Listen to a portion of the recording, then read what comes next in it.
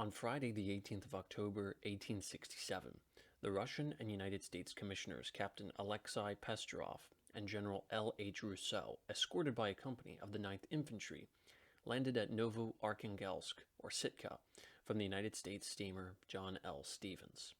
Marching to the governor's residence, they were drawn up side by side with the Russian garrison on the summit of the rock where floated the Russian flag.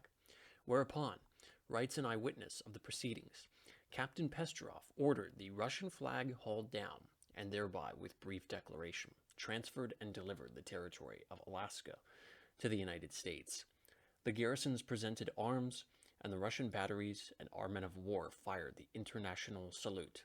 A brief reply of acceptance was made as the stars and stripes were run up, and similarly saluted, and we stood upon the soil of the United States. Thus, without further ceremony, without even banqueting or speech-making, this vast area of land, belonging by right to neither, was transferred from one European race to the offshoot of another.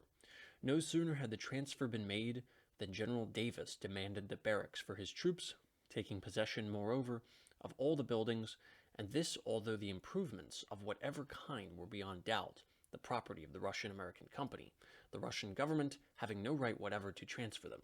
Thus the inhabitants were turned into the streets, only a few of them obtaining 2 or 3 days' grace in which to find shelter for their families and remove their effects.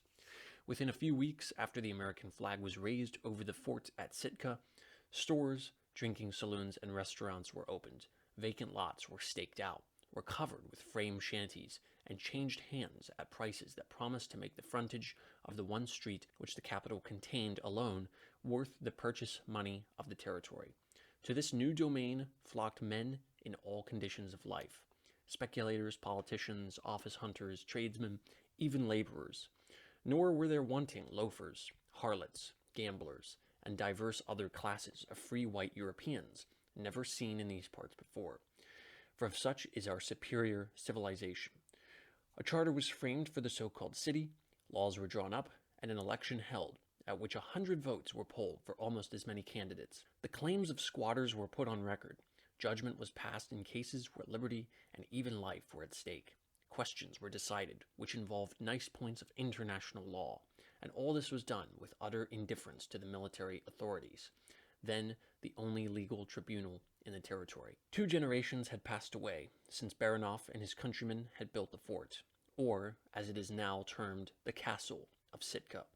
During all these years, the Russians had known little and cared for little beyond the dull routine of their daily labor and their daily life. It is probable that the appearance of the first steam vessel in Alaskan waters caused no less sensation among them than did the news of Austerlitz, of Eylau, or of Waterloo.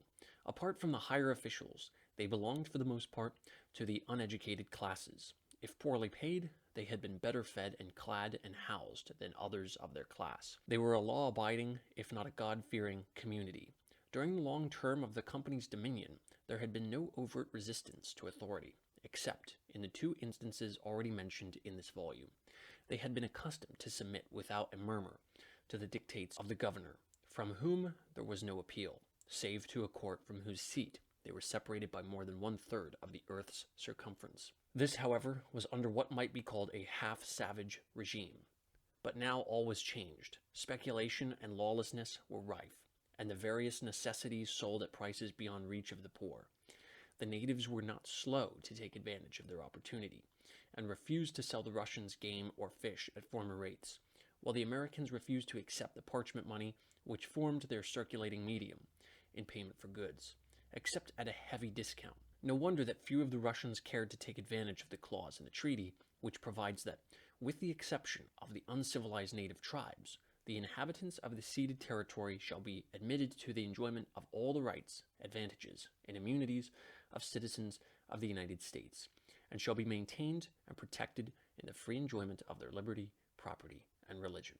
The company and the imperial government gave them at least protection, sufficient means of livelihood, schools, a church, but in this vast territory there never existed since 1867 other than a semblance, even, of military law.